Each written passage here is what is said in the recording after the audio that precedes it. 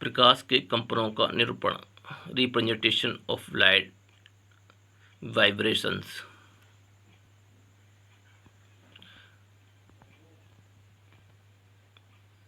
अध्रुवित प्रकाश में कंपन प्रकाश की संचरण की दिशा के लंबवत सभी संभव दिशाओं में होते हैं। अतः अध्रुवित प्रकाश को एक रेखा पर विभिन्न दिशाओं में खींची गई तीरों से, चित्र में दिखाया जा रहा, तीरों से प्रदर्शित करते हैं।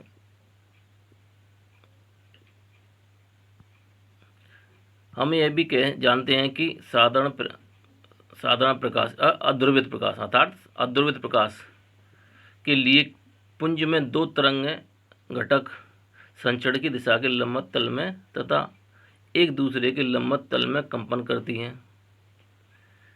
प्रकाश के संचरण की दिशा यानी कागज के लंबवत में और परस्पर लंबवत कंपन करती है, तरंगों की दिशा को दर्शाती है।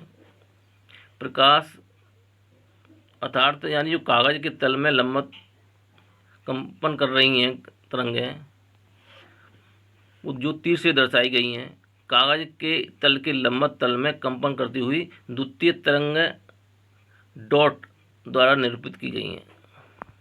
समतल ध्रुवित प्रकाश में कंपन एक सरल रेखा के अनुदिश सीमित हो जाते हैं। यदि कंपन कागज के तल के समांतर हैं तब उन्हें हम तीरों से निरूपित करते हैं, यानी तीर जो दिखा रहे हैं वो ऊपर की तरफ दिखाए जा रहे हैं। यदि कंपन कागज के तल के लंबवत किसी रेखा के अनुदिश हैं तो उन्हें हम डॉट से निरूपित करते हैं। देखिए चित्र में अनपोलराइजेशन लाइट है, जो असीमित लाइट है वो देखो कैसे दिखाई गई है। पहले चित्र में वो तीर से दर्शाई गई है, वो चारों दिशाओं में क्या है वो जा रही है, दाएं तरंगें उसकी प्रकाश की। सेकंड में है plane of vibration in the unpolarization, यानी समतल प्रकाश के तल के लंबवत हैं। तीसरा जो चित्र है उसमें है प्लेन पोलराइजेशन लाइट, यानी सीधी एकदम डॉट नहीं है, उसमें प्लेन है सीधे, जो कागज तल के लंबवत है और क्या है सीधे ऊपर की तरफ जा रहे हैं। इसको किसके दर्शाया हमने, उसको तीर से दर्शाया गया है। और चौथा है प्लेन पोलराइजेशन, जी क्या है इसको डॉट से दर्शाया गया है। जो कागज तल के लंबवत किसी रेखा के अनुदिश हैं तो उन्हें क्या डॉट से दर्शाते हैं।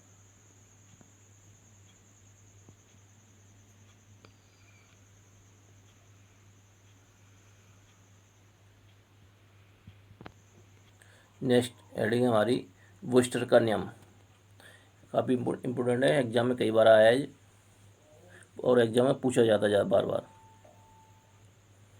सन 1811 में ब्रूस्टर ने पाया कि जब साधारण प्रकाश किसी पारदर्शी माध्यम के तल पर एक विशेष कोण पर आपतित होता है तो इसे परावर्तित प्रकाश आयतन तल में पूर्ण द्रवित हो जाता है। इस विशेष कोण को ध्रुवण कोण कहते हैं। उन्होंने पाया कि ध्रुवण कोण P या पारदर्शी माध्यम के अपवर्तनांक म्यू में एक निश्चित संबंध होता है। इस संबंध को ब्रूस्टर नियम कहते हैं तथा यह नियम निम्न प्रकार भी दर्शाया गया है, म्यू बराबर 10P। जो कोण P ध्रुवण कोण P है और म्यू इसका अपवर्तनांक है।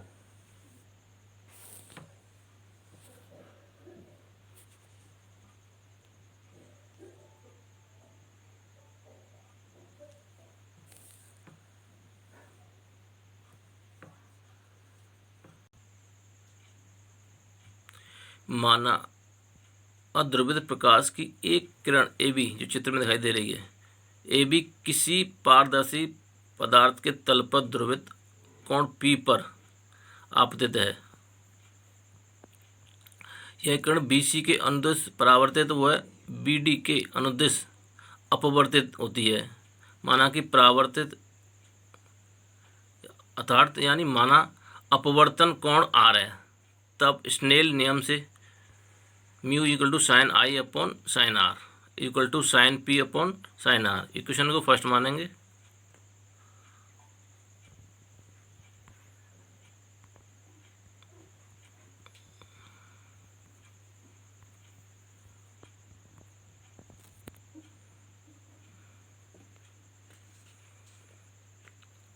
तथा बुस्टर नियम से म्यू इक्वल टू 10p। तो इसको क्या किया, 10p को चेंज किया हमें sine p upon cos p में। इक्वेशन सेकंड मान ली। इक्वेशन सेकंड और फर्स्ट से करेंगे तो sine p upon r equal to sine p upon cos r। इसको कैंसिल किया, साइन p से साइन p कैंसिल हो गई, तो कॉस p बराबर साइन r आ गया। और सेम साइन किया तो देखो साइन 90 माइनस के p equal to sine r। तो साइन से साइन कैंसिल हो गई, 90 माइनस p इक्वल टू आ गई r। तो r की जो वैल्यू है r plus p equal to 90 आ गया। और p को क्या माना हमने i, तो r plus i equal to 90 degree. अतः चित्र से स्पष्ट है कि एंगल CBD भी 90 डिग्री का होगा। अतः परावर्तित व अपवर्तित किरणें भी परस्पर समकोण पर होती हैं।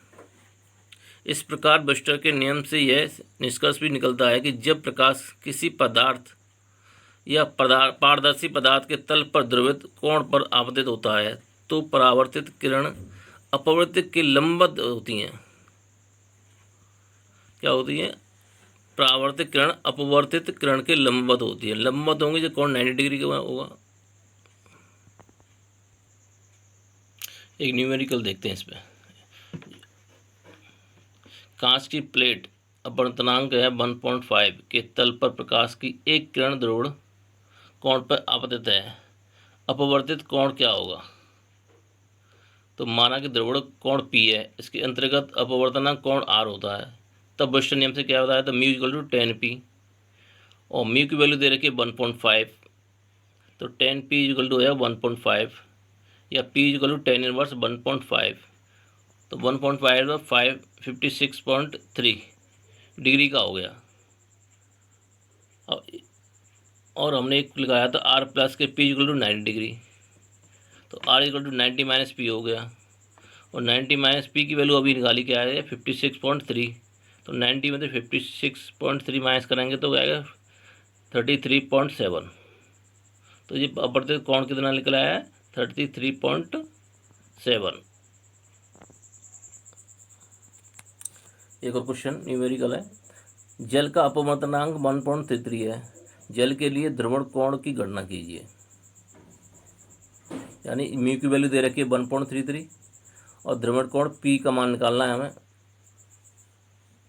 तो सबसे पहले बस्टर नियम से, बस्टर नियम क्या है, ध्रुवण कोण P क्या होता है, म्यू इक्वल टू 10p और म्यू दे रखा हमारे 1.3। तो इसमें इक्वेशन जो इक्वेशन है ध्रुवण की क्या है, 10p इक्वल टू म्यू। तो म्यू की वैल्यू रख दी मैंने 1.33। तो p की जो वैल्यू निकली है 10 इनवर्स 1.33 और 10 इनवर्स में 1.33 किसकी वैल्यू होती है 53 डिग्री की। तो p की जो वैल्यू निकला है हमारा 53 यानी डिग्री का